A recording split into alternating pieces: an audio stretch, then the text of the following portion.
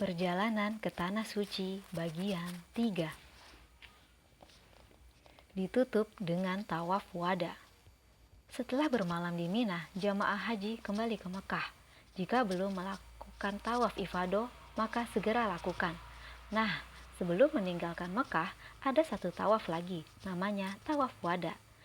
Caranya bagaimana, Ustadz? Sama seperti tawaf-tawaf lainnya. Apakah tawaf wada ini harus dikerjakan? Iya, karena hukumnya wajib, menjadi amal penutup seluruh rangkaian ibadah haji. Berhaji dengan bubur. Wajah kakek Winardi tampak bahagia. Begitu pula dengan istrinya. Mereka akan berangkat naik haji tahun ini. Kami pun ikut berbahagia mengantar mereka. Ya, mereka adalah kakek dan nenek Putri. Jadi, kami semua ikut mengantar keberangkatannya. Alhamdulillah, akhirnya engkau memampukan kami memenuhi panggilanmu, ya Allah, kata kakek lirih, matanya berkaca-kaca. Nenek memeluk ibu lumayan lama. Aku mendengar nenek berbisik pada ibu sebuah doa. Semoga Allah memampukan siapapun yang terpanggil ke tanah suci. Amin. Serentak kami menjawabnya.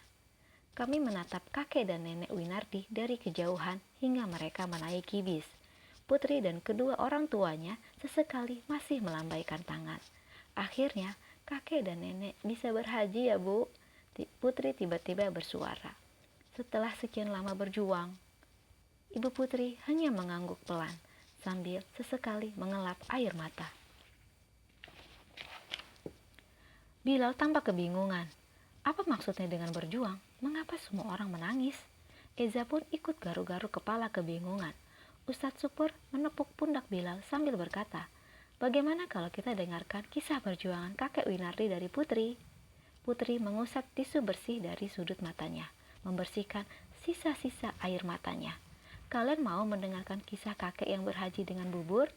Hah? Berhaji dengan bubur? Ujarku heran. Sabar Zain, dengarkan dulu ceritaku. Ujar Putri sambil duduk di bangku taman. Bilal dan Eza pun bersemangat mendengarkannya, lalu berjalan cepat menuju bangku. Saking semangatnya, pundak mereka bersenggolan. Apa sih Bilal? Kamu sengaja menabrakku ya?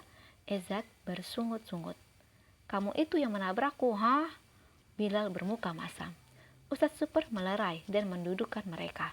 Kalian masih mau berkelahi atau mendengar cerita kakek Winardi? Eza dan Bilal pun duduk terdiam di samping kanan dan kiri Ustadz Super.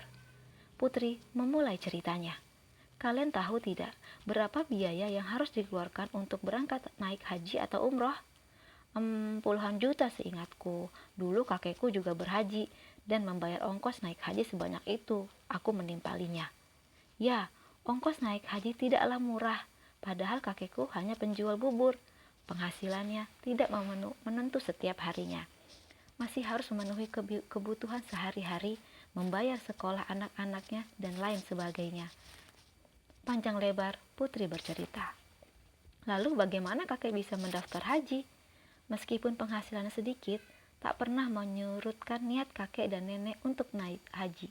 Setiap hari mereka menyisihkan rezeki untuk tabungan haji, entah itu 5.000 atau 10.000.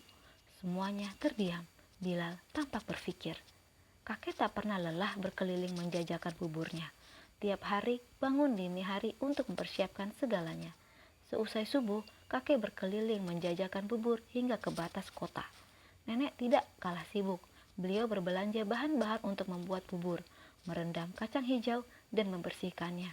Juga memarut kelapa untuk membuat santan. Kami semua manggut-manggut mendengarnya. Terbayang bagaimana capeknya kakek Winardi berkeliling dari gang ke gang untuk menjual buburnya. Apalagi memarut kelapa seperti yang dilakukan nenek. Aduh, kebayang pegalnya. Kalau sehari 10.000, harus menabung berapa tahun untuk bisa mendaftar haji? Kakek Winardi menabung selama 28 tahun untuk bisa mendaftar haji.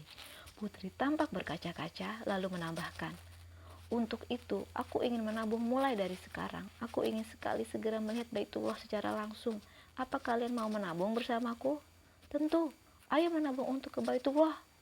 Kami semua bersemangat seperti semangat kakek dan nenek Winardi menabung untuk berhaji.